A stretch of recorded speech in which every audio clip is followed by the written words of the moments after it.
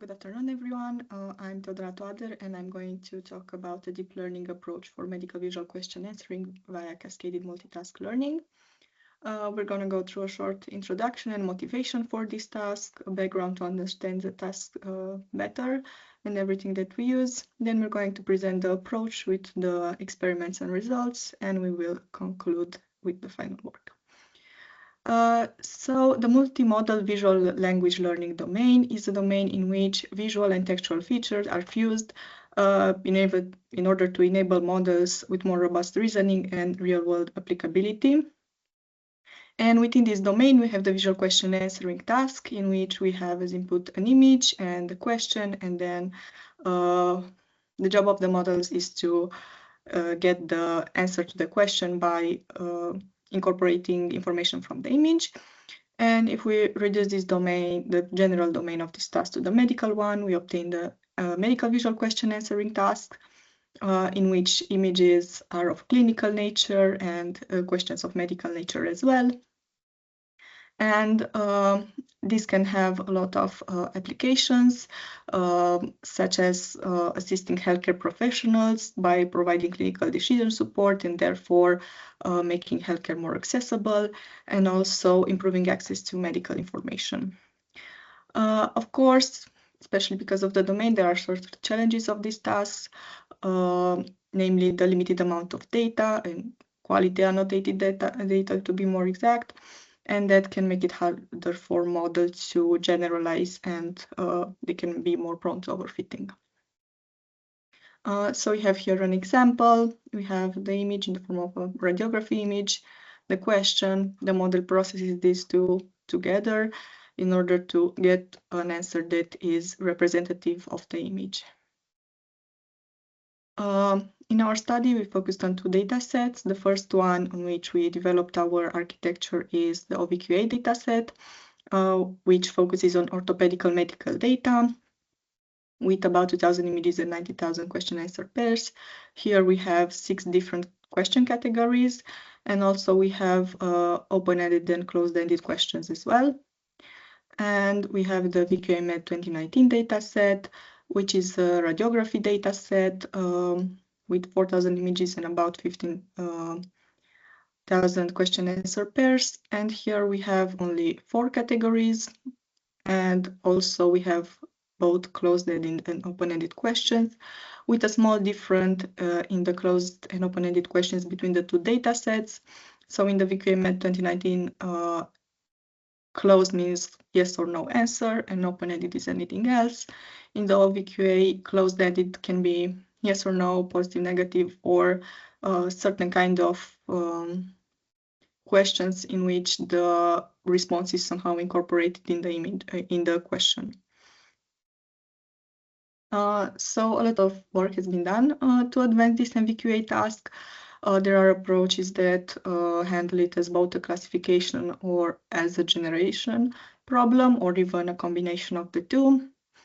Big architecture trend is to use separate encoders for the image and the question, and then fuse them together in order to get a joint representation. Other approaches split the problems by different criteria, such as based on question types or answer type, in order to create smaller problems that are easier to solve on their own, and also enhancing certain parts of the architecture is also something that's been studied, such as using multitask or meta learning to enhance the image encoder, for example, to perform better. And later, of course, generative and LLM-based models also perform very well on this task with different approaches, visual prompts, and processed by LLMs or even visual language models. Going further to multitask learning, which is a popular paradigm in which models are trained to perform multiple tasks simultaneously by sharing representation. This type of strategy has, of course, some challenges, the main ones being choosing the right tasks to integrate, designing the appropriate architecture, and determining the way to combine the losses so it minimizes negative transfer in the learning. And multitask learning has been applied into the VQA and VQA tasks. For example, it was used to integrate through classification tasks different metadata of the images, such as image size. It has been used in pre-training, especially for the image encoder, with diverse tasks to make it understand the medical images better. And also, of course, other tasks were added as well, text related, such as captioning tasks.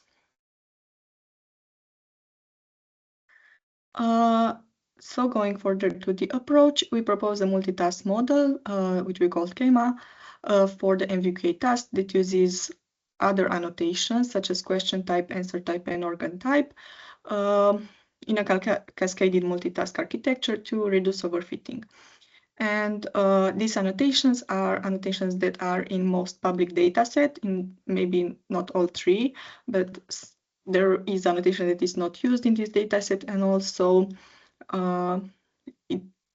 it's easier to be done than annotating extra radiographies and questions to give the answer for. So we started with 3 research questions. If multitask learning works as a method to improve generalization, if the additional information embedded into our multitask approach leads to an enhanced performance, and if symbiotic tasks for this VQA multitask approach are useful for increasing model accuracy compared to the single task approach. So here it is our task formulation. This is a general flow of an MVQA model where we have the one single classification of the answer. And in our formulation, we maintain this answer classification as a main task and also add 3 additional tasks on the VQA dataset, respectively 2 on the VQA-Med, where we have this annotation. But we add these 3 additional tasks that we are then going to use to help the main classification task. And we can see this better here, where we have an overview of the model.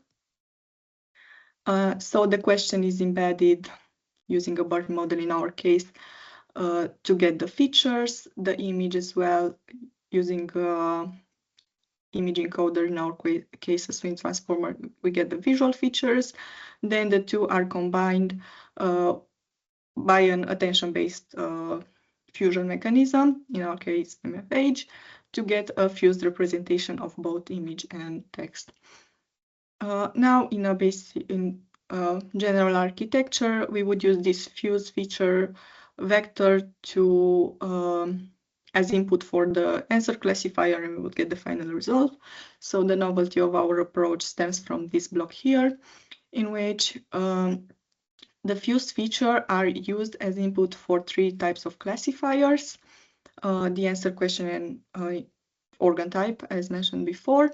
And from this, we obtain the logits, which we concatenate together, and then concatenate again with the initial fuse feature. So this enhanced feature vector is now the input for our answer classifier. This is on the VQA dataset, but similarly on the VQA-Med 2019 dataset, we just eliminate this organ type classifier since we don't have annotation for that.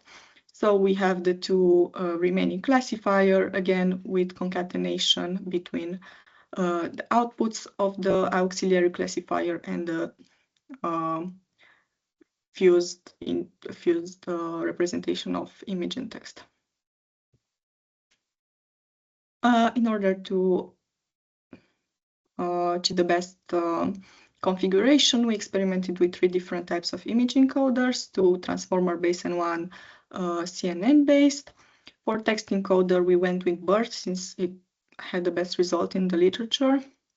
And for the fusion strategy, we tried 2 attention-based mechanisms, MFB and MFH, which consists of multiple MFB blocks. And we also evaluated a single task approach compared to the multitask containing all of the tasks mentioned before. For evaluation, we used accuracy and below score, as the literature does. Accuracy here is important to mention that a correct answer is defined as an exact match. We use classification that is not necessarily a problem for us.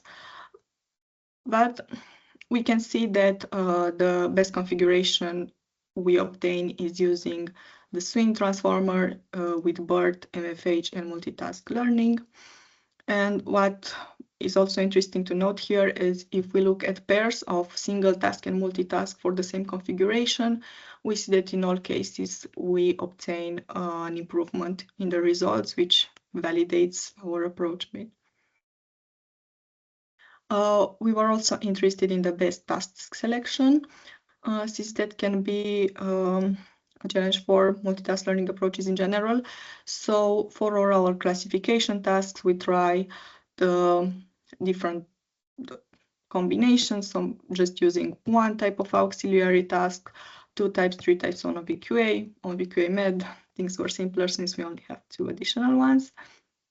And for OVQA, we can see that using all of the tasks got us the best results with quite a substantial improvement between the single task approach and the full multitask approach. And for the VQA-Med 2019 dataset, we obtained this result just for using the answer type. But again, what is relevant to observing these two tables is that between the single task approach and any of the multitask approaches, so adding even a bit of information can improve the results and does improve the results. And the big difference between the results on the two data sets, of course, we designed the architecture on OVQA, so we were expecting some sort of difference in the results. But also what we consider important is this image organ classification task, which we can see in the OVQA table that gets the best, using it gets us the best result compared to other tasks, and we don't have that in the VQA-Med. We also think that is because it is a more image-oriented task, so it speaks more about the content of the image, whereas the other two are more question-oriented, so kind of balances the representation. And for OVQA, we also compared with different methods from the literature, enhanced image encoders with like different image text encoder architecture, transformer-based models, generative-based models, and we obtained the best results, which is encouraging. Also, when analyzing the results, we looked at how accuracy is distributed based on the auxiliary tasks. So for OVQA, we see that for the body part, the results are quite balanced. What we can observe on both data sets is that for open-ended questions, the results are the lowest, which makes sense from the perspective that those kind of questions have the most types of answers. And also the abnormality category on the VQA dataset has the lowest score, and by a high margin. This is present in most models. It is a very difficult categories with a lot of classes that have very small number of representation in the dataset. What we also observe here is when analyzing the answers that our model obtained in comparison to the correct ones, we saw in many instances that we wouldn't necessarily say our responses were incorrect, but rather incomplete. So, for example, in an answer that included 3 parts of the leg, our model would only give 2, or 3 organ system, our model would give 2 or 1. So we believe that is a good starting point for improvements to see why there are these small differences. So in conclusion, we presented CAMA, a cascading multitask architecture for medical visual question answering that achieves state-of-the-art results on the VQA dataset. Our experiments confirmed that embedding additional information through multiple classification helps address data scarcity, and a cascaded approach consistently increases performance. And for future work, we have many ideas. We plan to use task weights as hyperparameters to optimize task balance, explore new tasks, even self-supervised tasks to add to this architecture. And also we would like to focus in future models on explainability and interpretability, since these are very important in this domain. Here are the references. Thank you.